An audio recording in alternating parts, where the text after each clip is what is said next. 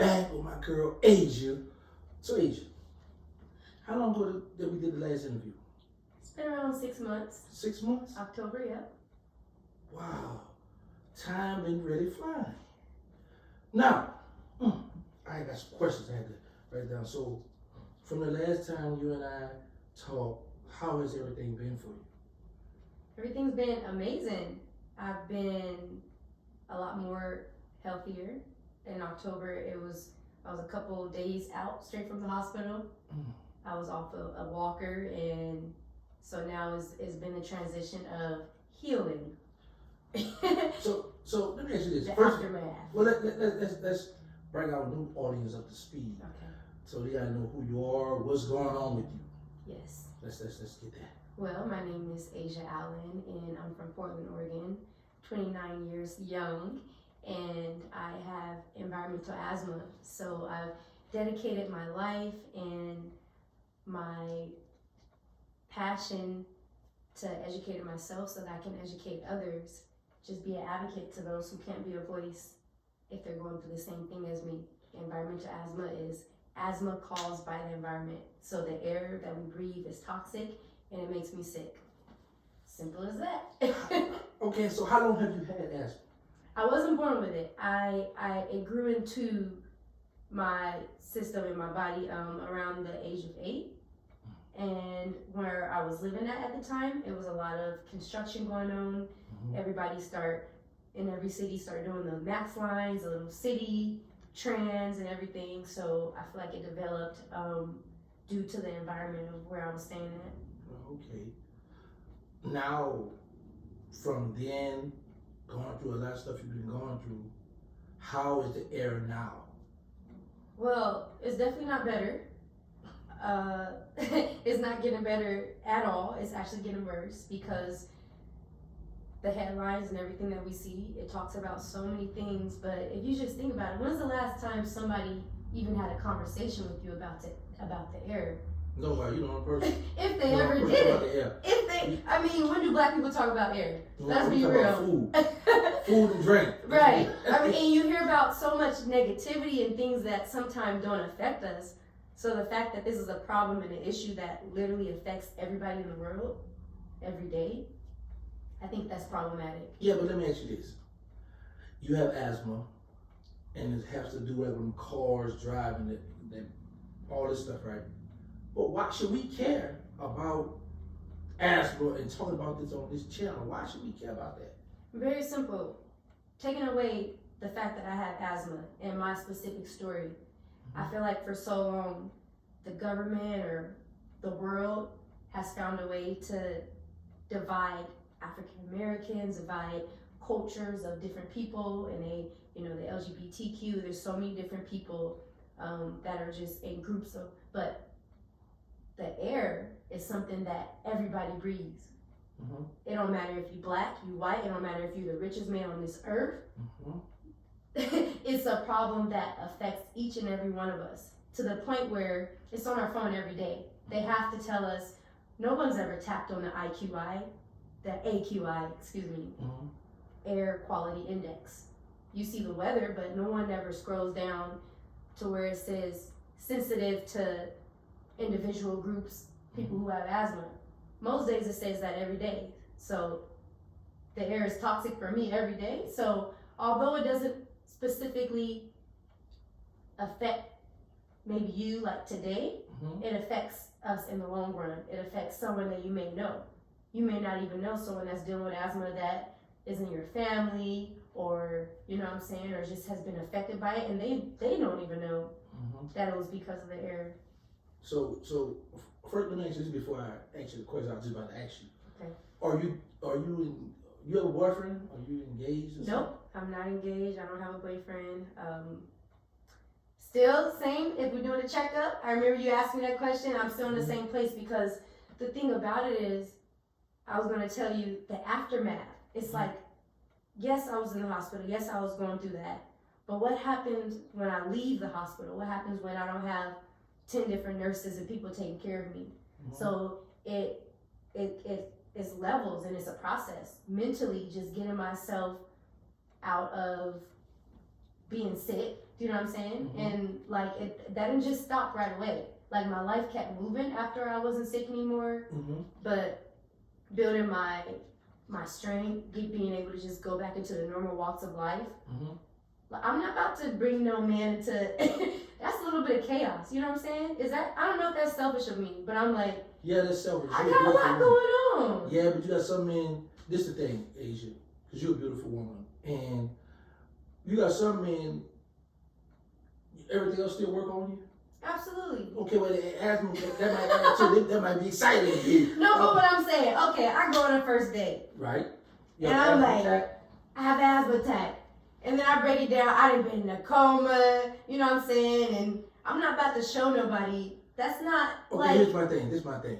Say we on a date. Yeah. You have an asthma attack. Mm-hmm. You go in a coma. My concern will be when you come up out of that coma, like, hey, you remember me? I brought you to get something to eat. Yeah. You're old now, girl. You get up from here. Right. But not for real though. You got some men that, because you have a good heart, and you got some men that look at, okay, asthma. I mean, she don't have HIV. You don't have all the stuff that are scary, man. Asthma, I'm pretty sure people could deal with that. Like, all you have to say, hey, this is like how we talking now. I have asthma. This is what go on. Blah blah blah. If I have an asthma attack, if this has occurred, do this. But you have a good heart. But you got some. You know what I'm people, saying? So it scares off some people. Yeah, that's why you gotta let them know up front. Right. And then also it's like, okay, if I'm not about to spend the rest of my life with this person, Mm-hmm. why am I telling them my whole life story? What? Because you dating.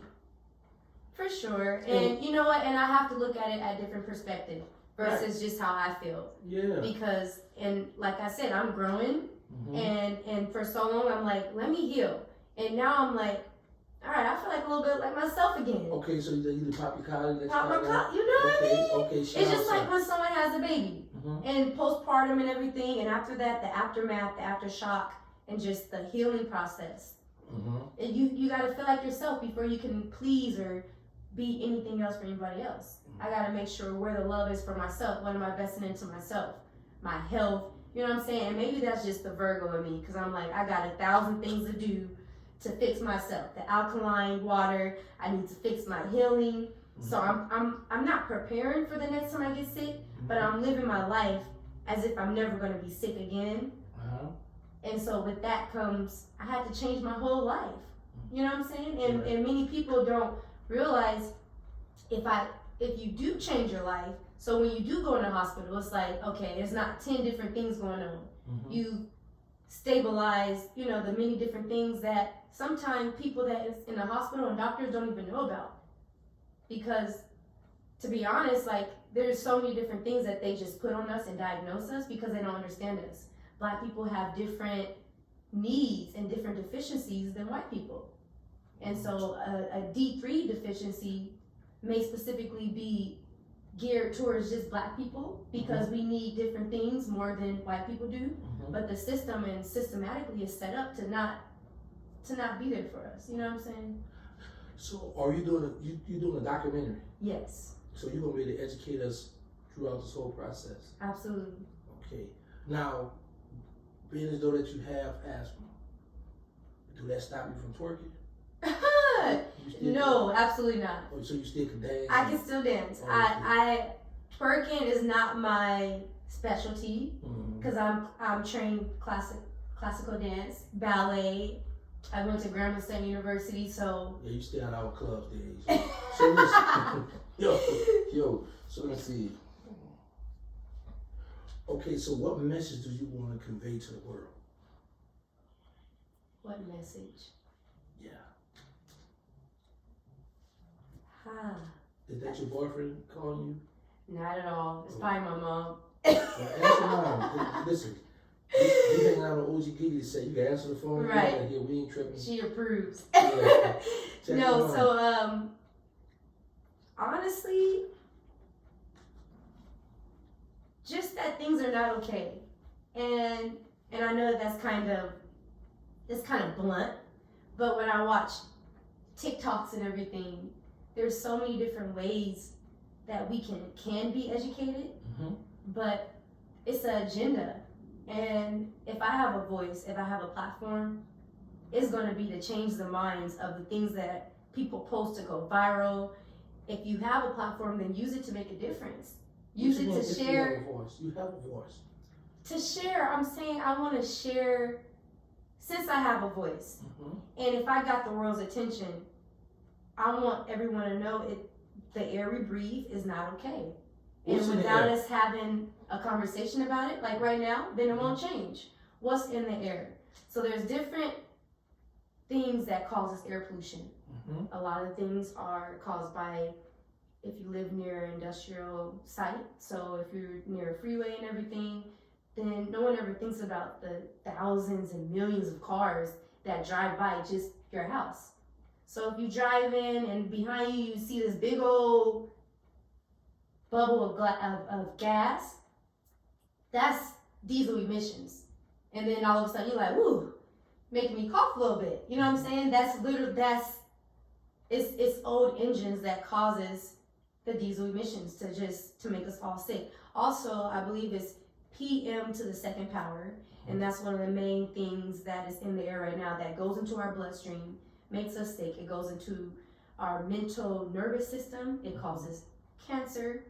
It causes different moods, and you like, dang, what's in the air today? Have you ever heard that saying? Or my mom used to say, man, it must be something in the water. Right. No, literally, it's something in the water. That wasn't just, like the things that our parents was telling us, and yeah, it's happening. So what's in the air is a lot of toxic things that are caused by the construction sites. There's always construction sites. But think about where the construction sites are. They're always near Black people. The people that are not making the decisions, on where they live. They don't be sending around something for you to sign to say, can we, and if they do, they send it in a way that it doesn't reach us or we don't have a voice to. So what inspired you to want to do this? What inspired me, sitting in the hospital and just my whole life flashing in front of me. How long you stay in the hospital? It depends on which time. The last time I was in the hospital for about a month and I was struggling, but most of the time it's between 1 and 2 months where the doctors can understand what's going on and try to fix the problem. And sometimes if they can't, then they'll refer back to my other doctors and other pulmonary specialists and create a team to just try to get me to breathe on my own. So at this time you're in the hospital, is it ever a time where you be like, okay, I know my mother, because I know your mother's very, shout out to moms, I know your mother's very supportive. So is it a time where you be like, I wish I had a man here to, when I wake up or, sit on the side of this bed with me and something? Absolutely, because when you're going through things in life, whether you're celebrating the good things or the bad things, it's like if there's no one there to celebrate with you, then that's something that I always, like, what am I doing? What could I be doing differently? But then I answer my own question because, like I mentioned before, I'm so hard on myself and I've been so selfish, so I'm stubborn. But I absolutely do wish that I could have someone to just spend my life with. Also because, not just because of me, everybody got their story. I'm sick, but it's someone out there that's sicker. But life is too short to just not have fun and love someone through everything. What do you think about this? You have a man that has asthma like you. I couldn't handle it. You couldn't? No, asthma's too much.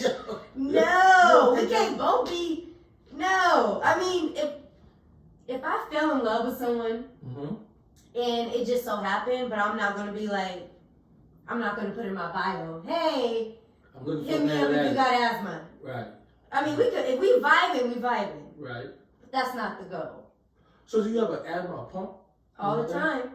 Okay. All the time. I have an asthma pump. I have a nebulizer machine. I have so many different medicines. Okay. So how does this affect your everyday life? It depends on the time. If I'm in the time where I'm super sick, then it's hard to get out of bed. It's hard to walk to the bathroom. It's hard to get dressed by myself, the things that I love to do. I teach dance. I can't dance if I can't breathe. I have a son now if I can't get myself dressed, then how can I even, do anything or be there for anyone else? How's your son? My son is 2. 2 years old. So he's getting to the point where he wants to be independent, but he's not yet. And so the last time that I was sick, it was really challenging because I'm on a walker and then I have a baby. And in the hospital, they was cleaning my back for me. I was, there was a bedside commode to the point where I'm not even walking to the bathroom. So yeah, very hard. And I feel like I haven't been able to live out my full potential because of asthma. And that's one of the main things that I struggle with mentally and everything. There's something I want to do in life and not myself stopping me, because most of the time it's no one else can stop you but yourself. Who's your biggest critic? Yourself, But when there is another aspect to that and health comes in, it's like, all I want to do is breathe today. Right. Facts. People don't even be knowing how hard it is just to wake up. So as far as your doc, excuse me, where do you see this doc going? I want it to be everywhere. I want it to reach every community. I want the world to see. So at the same time, in different places in the world, we all sitting down and like, this has been a problem and there's a solution. So let's act now. Because the time to act was yesterday and 10 years ago. Wow. They said no to so many bills and they say we'll revisit it. And when I say bills, I'm saying I go down to the state capitol and tell my story. This is how the air is affecting me. So what are you going to do about it? And because these people are not directly affected by it, and there's not enough data or there's not enough deaths, I don't know why, because the air kills more people than suicide. It killed more people than COVID. Yeah? Absolutely. So you did your homework on it, because we're going to call you on it now, Asia. I have to. And don't So just take my word for it. Research it. How do I research this? I don't know about what I Google it. The first thing you got to do, they show the weather every day. Right. You scroll down 1, 2 to the AQI, and it tells you the exact particles that are in your community. And then it takes you to another website, and it tells you the particles that you've been exposed to in the past year. That's going through your bloodstream. And a lot of people have not asthma, headaches the same day. You know what I'm saying? Or everybody's like, their mood is changing. They put stuff in the air. They're not trying to hide it. And I don't know who. Well, we know who makes the big decisions, but it's just unfortunate that there's so much money being made off of keeping the air polluted that there's not enough people to just stand up and do the right thing. It's a basic human right that we don't have. Wow. So you mean tell me you've been to the state capitol, you've been able to talk about this stuff, and they just still like, all right, we'll get back to you later? A couple times, yeah. I mean, they clap and enjoy my story. Thanks for sharing. Good luck on the next time. But I don't care. It's like that's not affecting their kid. The people who are sitting in front of me and judging my story to see the price of my life, because that's how I feel. What's the price of my life? To the point where it won't be revisited for another 10 years. Those people live 30 minutes away from where the Black people live. Wow. They don't care. It don't affect us. The people that are making the decisions, they're not in our hood. That's not our neighbor. They're not coming to the cookouts. Thanks. So, how long before we get to see the documentary? Ooh, very soon. All right. Do you have a date? Where do you plan to put it out? So I want to do a screening, a showing, and I want to do it in the next 3 months. So the reason why I'm so hard on myself, but when I see something, I want to perfect it. Before I forget, you got a lawsuit? Yes, yep. They have so hold on, you filed it by yourself? I did. So we need to get a lawyer or something, right? Don't you think you Yeah. need an attorney to step in and make sure, because you know, who you suing anyway?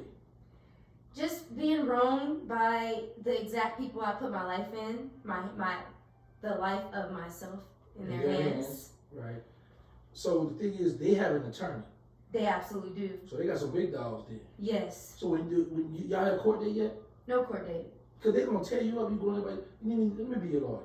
No, sure. No, I mean, if you gonna get me right, I don't mean. know about whatever. We're going to go in there and fight. Yeah. We're going to go ahead. But, you know, the biggest thing is, I don't care about a lawsuit or anything, but with this documentary and with just everything, how are they treating us?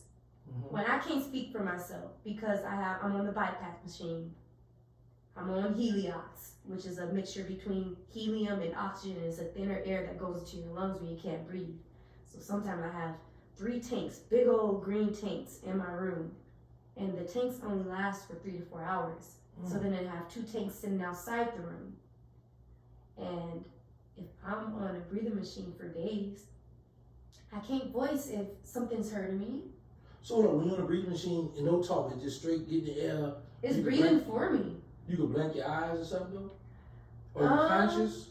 So when I was intubated, the tubes down your throat, I had conversations, but they said I wasn't conscious.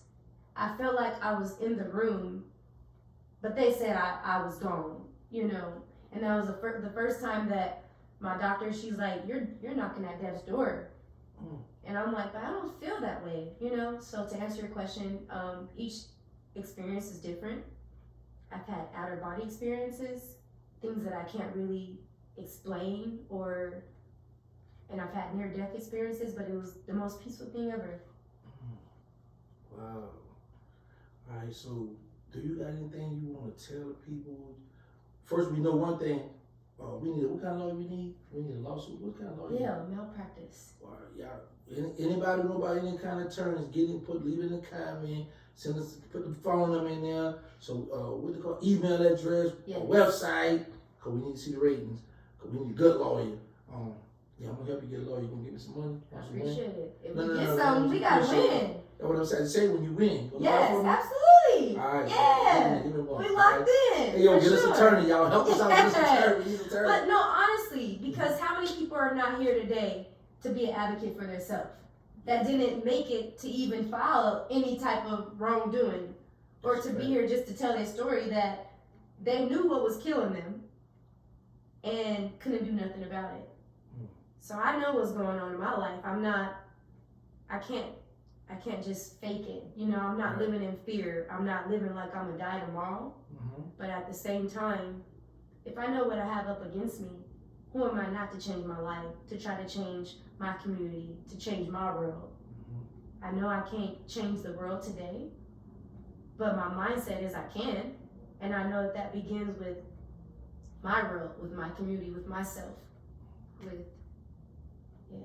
So you got any shout out before we get out of here? Shout out to everybody born today. Shout out to my mom and to all the people who can't be a voice for yourself. I promise you, I hear you and I love you and we're there for you. Shout out. That. You said shout out to everybody born today. That was pretty cool. Yeah, shout out. I have a special person, Young Sleep. He was born today. But I was thinking about, so in the documentary, it says that every 3 seconds someone die, right? But I'm like, I'm tired of talking about death. So if me and you are sitting here right now today, and I believe that everything happens for a reason, I'm not going to just put out the facts that every 3 seconds someone is dying right here today. What about the people that was born today? Shout out to all y'all. What about the people who can't be here today? And I know we could talk about. Let's celebrate life. Or let's talk about how we're going to spend that money. Okay. Yeah, we talk about yeah. Yeah. Where you want to go? Where are we going? I don't know. We're thinking about it. First, I want to spend something first. Right. Then I'm going to take a trip next. Yeah.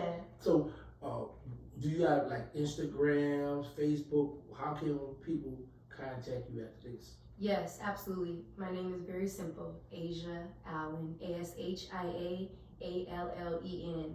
and I can be contacted through Facebook, also through Instagram. It's Ashia, Ashia _Allen, Allen _. That's me.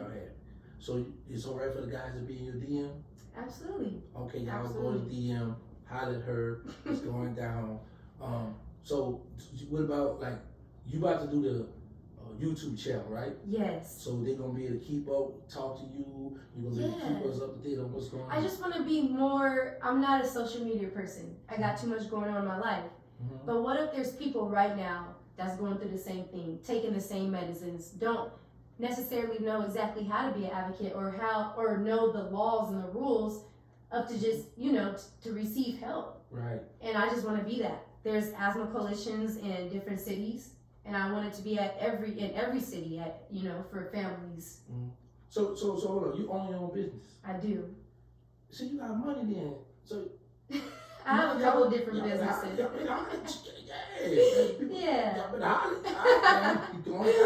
I mean, but with owning businesses, don't get me wrong. With being the boss now, I've learned that all the money coming in, you don't see that. You know what I'm saying? There's so many different aspects to being the boss. So in other words, you're saying business not doing good, Asia? My business is doing great. I have multiple businesses, not just one. Oh, okay. So, okay. Not too much. Okay, prove. Business is great. Okay. Business is great. Okay. But I'm just keeping it real with being a business owner. You need the money manager? I sure do. I'm gonna be the money manager. Sure do. Just give me the access to the bank accounts. There we go. There you go. We're gonna have to talk about some things and make sure that it's meeting the dots and the T's every day. No, I just want to you said the bank, just give me the bank account. Way too easy. Yeah, but just give me. Way too good. Give me the money. Yeah, just give me the money. Oh Lord. You know what? If you good at your job, hey, it's yours. I'm just saying, I want to babysit the money. Okay. I don't want to talk. Like that. I don't want to sign no contract with you with none of that, Asia. Oh no. What you mean? Oh no. We learned contract first. You got me with the no contract. You got Listen, give me a 30-day run. Okay. With the money, and if you feel like I did good for 30 days with your money, then we do the contract. So you're gonna be investing in me? You're gonna be like no. I mean, not in me. Taking your money and investing in other stuff. Absolutely. Yeah. Yeah. Not investing in me. I'm my biggest investor. Right. So I'm not looking for that. And let me go in, because I want to. Because I'm about to start. So that's why I need you to tell me. I feel it. Okay. Yeah. When you walk in the room, like, hold on, OG, I don't think this atmosphere fits. I don't think you're going to be able to see here. Yeah. Yeah, so that's what I need. So okay. Your money. Yeah, we just get back. Yeah, we'll talk about that. All right. I need to know. Right now, so yes, right? Yes. All right, so y'all see that? Y'all see that. Be on the lookout, y'all. Coming soon. Y'all, it's go. Now I'm just playing the cap. I'm over here just, okay. No, I'm just playing. No, I'm just playing. No. But now, for real, thank you for coming out.